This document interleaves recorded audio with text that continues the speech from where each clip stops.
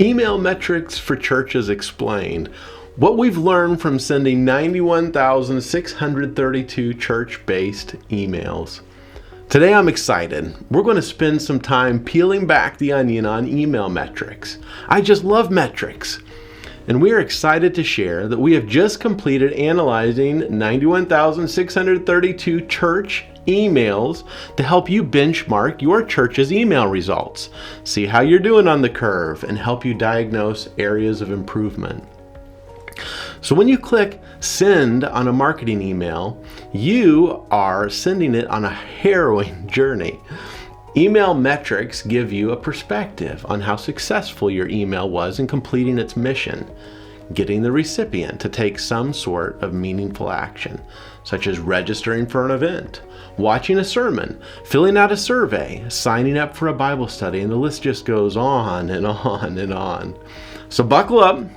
We're getting ready to dig really deep into this topic. So let's break this email's journey down into sections. Here's a high-level overview of the journey it takes. Was that email actually delivered? Where did it land? Did it go to the inbox, the spam folder, the promotions folder? Was it actually opened by the recipient? Was a link clicked? Did the individual respond? As an email progresses down this journey, it paints a picture of ever-increasing interest. First, let's talk about delivery rate. After you send the email, the first step of the journey is whether or not your email was actually delivered. Don't confuse this with a spam email or a spam folder. This is different. Those emails actually, believe it or not, were delivered. We're talking about whether the email provider actually allowed your email to come through or not, or if the email address is real. Email providers use a number of criteria to determine if they will let your email through or not. The biggest factors are: 1, identification.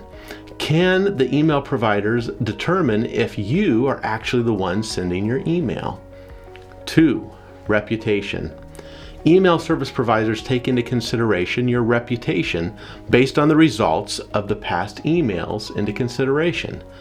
Think of it like the email version of a credit score. In a word to the wise, your past email sends will follow you. It's important to follow best practices. The quality of your content. Believe it or not, the email service providers know when words are misspelled, emails are poorly designed, or they used a used car salesman type of language. The metric that will tell you how well you are doing at getting your emails delivered is called the delivery rate. When an email isn't delivered, it's called a bounce. There are a number of different types of bounces. Several common ones are a hard bounce, which is typically a wrong email address, or soft bounces, which fall into numerous categories. We'll just go over a few here. It could be a general bounce, a known spammer, the message size was too large, there was an attachment detected. There's all kinds of soft bounces out there, but they all prevent your email from getting through. You can calculate the delivery rate by using the following equation, which is 1 minus total bounces divided by total emails delivered, which equals the delivery rate.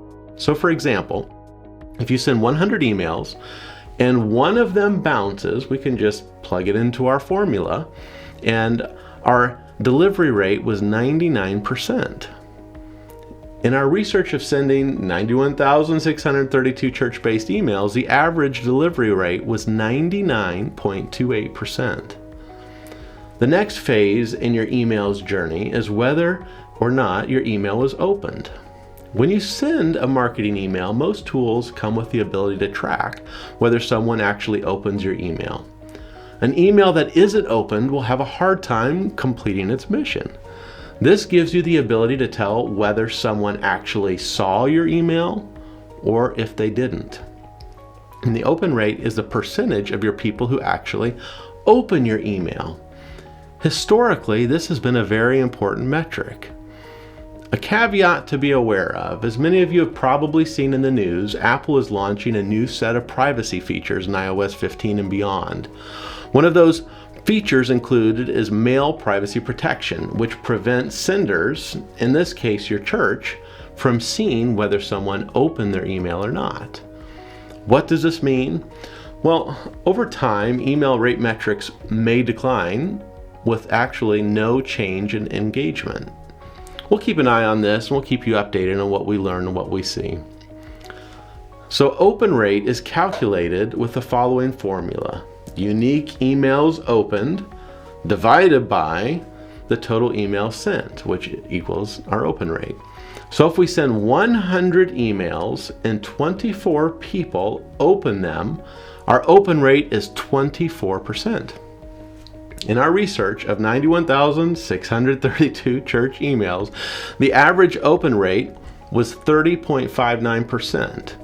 Here's a distribution or a bell curve of what those email open rates actually look like. You can use this to see where your church's emails are compared to what we've seen. And by the way, if you've made it this far, congratulations. I know we're covering a lot of data in this presentation, and we'll post a link so you can easily access it. You just need to go to blog.rethinkingevangelism.co to access them. Here's some additional HubSpot benchmark data across a number of industries. There are a lot of factors on whether someone opens your email or not, and we'll have more videos on specifically how to impact this in the future. However, here are a couple of really quick hit pointers for increasing open rates. Subject lines are critically important. 35% of an email recipient opens an email solely based on the subject line. That's by Convince and Convert. So a couple pointers on your subject lines: keep it short and sweet. Personalize it. Emails that include the first name of the recipient in their subject line typically have a higher click-through rate than those that don't.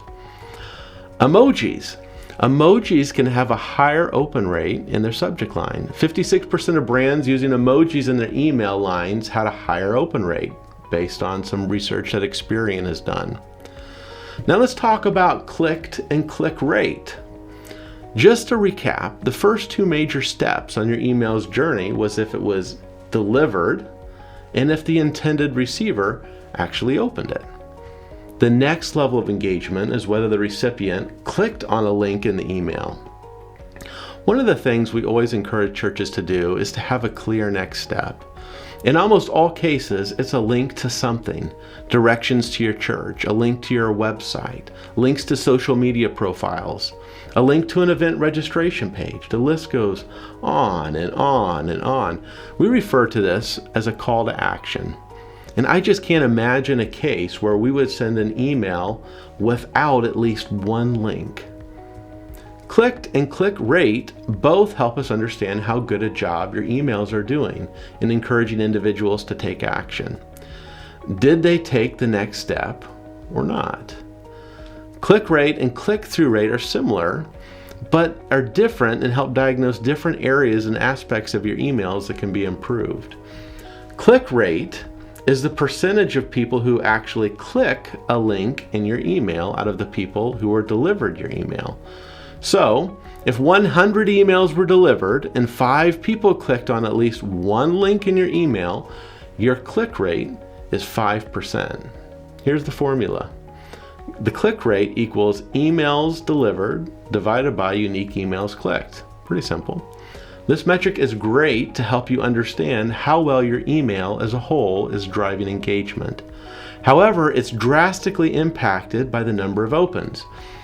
If only 5% actually open your email, then your maximum click rate could never exceed 5%, because 95% of people actually didn't see the email at all. That's why we have the metric click-through rate. Click-through rate is the percentage of recipients who clicked a link in your email out of those who opened it. This metric is great for understanding how well your call to action is performing by itself. Here's the formula. Click-through rate equals emails clicked divided by unique emails opened. So in the example we used a minute ago, if 100 emails were delivered, 5 were opened, and 5 were clicked, what would be our click-through rate? Well, if we plug that into our formula, 5 divided by 5, it equals 100%. And 100% click-through rate is stellar. What does this tell us? It means that our email is phenomenal at guiding recipients into taking action. But only 5% of people are actually seeing it to take the action to begin with. So in this case, we would need to focus in on improving our open rates, not our calls to action, because they're doing an awesome job. We'll cover more ideas on this in the future, but I hope this makes sense. If the opposite were true and we received a high open rate, but a low click-through rate, we would need to take action on increasing the strength of our call to action. At the end of the day, metrics help us understand where and how we can improve. And continually improving is really, really important. Let's take a look at our benchmark data. Our average church click rate is 7.22%. And here is the distribution or bell curve based on our research. Here are different industry click rate statistics from HubSpot. Our average church click-through rate is 20.12%, and here's the distribution. Reply rate. One of my biggest pet peeves is receiving an email from no reply at insertyourchurchhere.com. Please don't do this. Send from an email address where people can actually respond. The entire purpose of any form of communication is to create a dialogue, not a monologue. And when you send from no reply, you're basically saying, we expect you to listen to us, but we sure don't want to hear from you. And in fact, it's a tremendous indicator on an interest level of engagement. Now, in our research, we didn't have enough data to provide a meaningful distribution or bell curve, but our average reply rate is 0.058%, and that's an extremely low percentage. What should your takeaway be? A reply to your email should be treated like it's pure gold. Treasure them. Answer them quickly. We actually have an entire video on this topic of why responding is critical. There's just a few more important metrics that we should talk through. Unsubscribe rate. If you're sending out mass emails, you are legally required to offer individuals the ability to unsubscribe from future email communications. It's the law.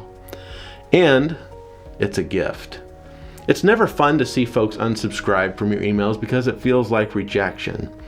But it's a whole lot better than them flagging your email as spam. We'll talk about this in a second. And when we see unsubscribes climb, it's a red flag that should cause us to reevaluate our email strategy, period. Now let's talk about spam rate.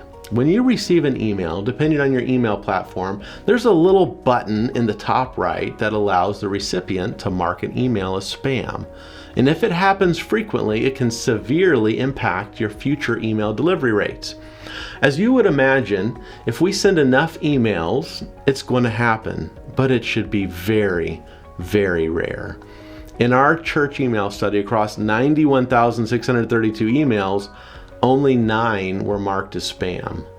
The average spam rate that we've seen is 0.0098%. So congratulations, you survived our email metrics deep dive. Hopefully this video gives you a much deeper understanding of email metrics and the knowledge of where you can make meaningful improvements. In the weeks ahead, we'll continue digging into more modern ways of sharing the message in a modern way. Make sure you don't miss those future updates by subscribing. And if we can be of help, we'd love to work directly with your church. Just contact us and let's have a conversation. Until next time, this is Chris Dellen with Rethinking Evangelism.